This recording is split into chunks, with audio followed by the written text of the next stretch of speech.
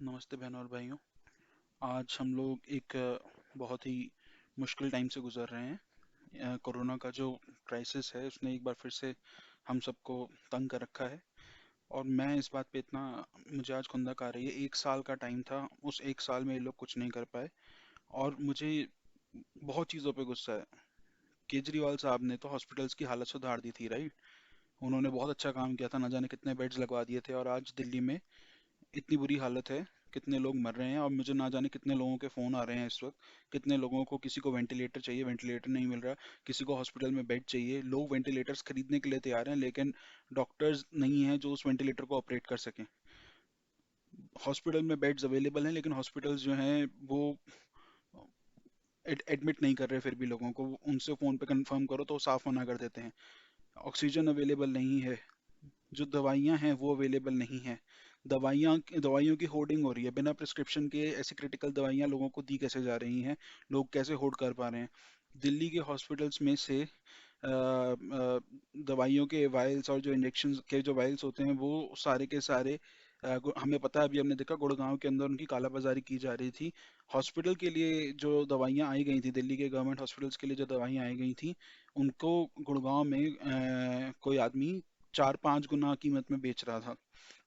तो ये सब क्या हो रहा है? इन्होंने तो करप्शन हटा दिया था, इन्होंने तो पता नहीं क्या क्या चीज़ें अचीव कर ली थी। अभी तो मुझे डर है, इन्होंने तो स्कूलों की भी हालत सुधारी थी, तो वहाँ पे क्या हो रहा होगा मैं समझ नहीं सकता। दूसरी प्रॉब्लम ये है कि हमारे जो नरेंद्र मोदी साहब हैं, मैं बहुत ज़्यादा इज्जत करता हूँ सर आपकी। मैं बहुत बड़ा फॉलोअर हूँ बीजेपी का, लेकिन मुझे शर्म आती है इस बात को देखते हुए कि आप जैसे समझदार इंसान ने सिर्फ बंगाल जीतने के चक्कर में इतनी रैलियां करवाई। आपको पता है एक ट्रिपल म्यूटेशन भी आ गया है इसका, जो वैक्सीन के लिए कह रहे हैं कि कुछ स्ट्रेन ऐसे हैं जो वैक्सीन से एस्केप कर रहे हैं।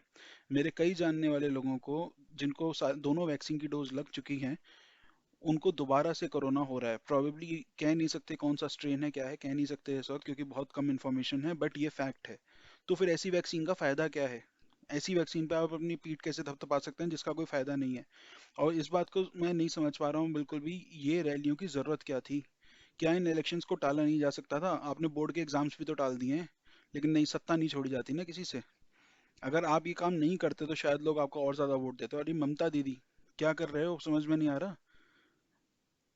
कोरोना हारेगा, कोरोना को फिर हराएंगे। कब मानोगे कि कोरोना जीत गया? जब पूरी की पूरी दिल्ली साफ हो जाएगी, पूरा का पूरा देश साफ हो जाएगा, तब जाके मानोगे कोरोना जीत गया।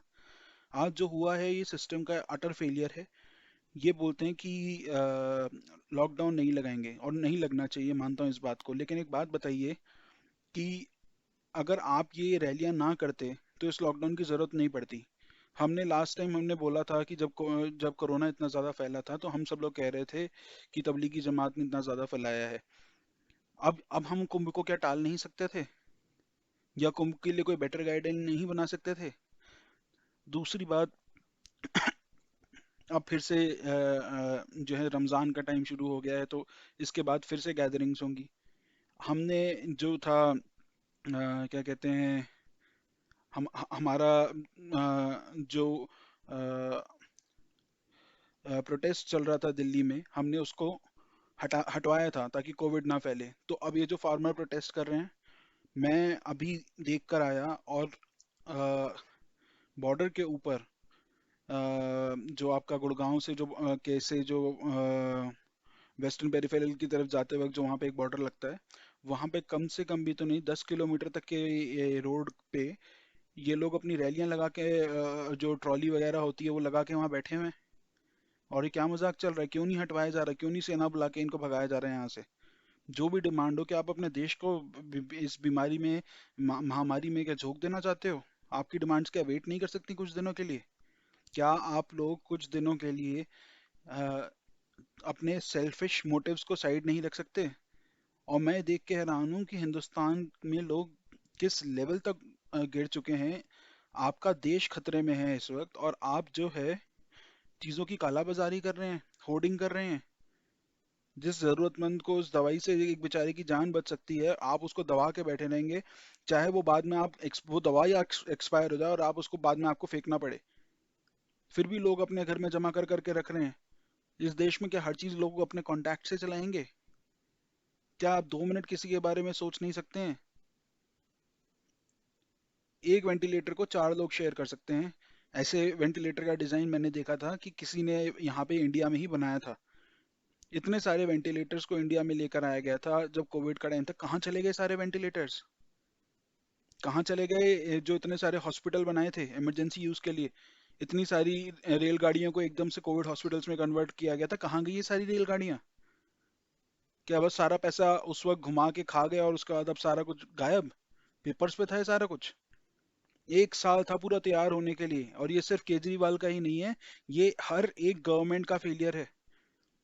चाहे वो बीजेपी हो, चाहे वो कांग्रेस हो, अपने अपने स्टेट्स में हर एक की बुरी हालत है। और आप सभी इस महामारी से जूझ रहे हैं, आप में से कोई भी प्रिपेयर्ड नहीं है। दिल्ली में इकोनॉमिक एक्टिविटी ज़्यादा होती है, मुंबई में इकोनॉमिक एक्टिविटी ज़्यादा होती है, यहाँ लोग ज़्यादा हैं, प्रवासी लोग यहाँ ज़्यादा आते हैं, इसीलिए आपको यहाँ पे प्रभाव जल्दी दिख रहा है।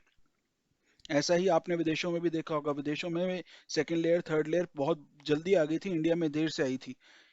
अब आप देखेंगे कि जो दिल्ली के अंदर आप जो ये वेव देख रहे हैं, दिल्ली तक नहीं रहेगी।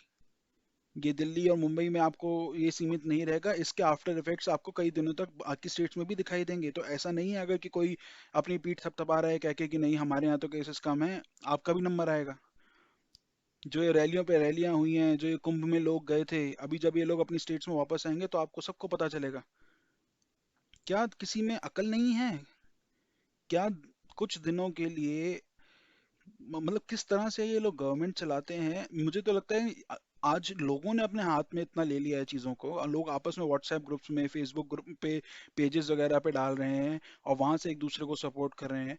काला बाजारी हो रही है, फिर भी लोग ढूंढ ढूंढ के निकाल रहे हैं कि कहाँ से किसी की हेल्प करी जा सकती है। गवर्नमेंट तो बिल्कुल ही निकम्मी है, गवर्नमेंट तो कुछ भी नहीं कर पाई है। इसी चीज के लिए हेल्प करने के लिए लोगों को मैं फेसबुक का एक लिंक नीचे डालूंगा। ये एक ग्रुप बनाया गया है जिसपे हम लोग अलग अलग जगहों से जितना भी सपोर्ट मिल सकता है हम वो सारा उठा के डाल रहे हैं। तो आई होप ये किसी की हेल्प करे। बात अच्छी लगे तो बढ़िया, नहीं तो जयराम जी की।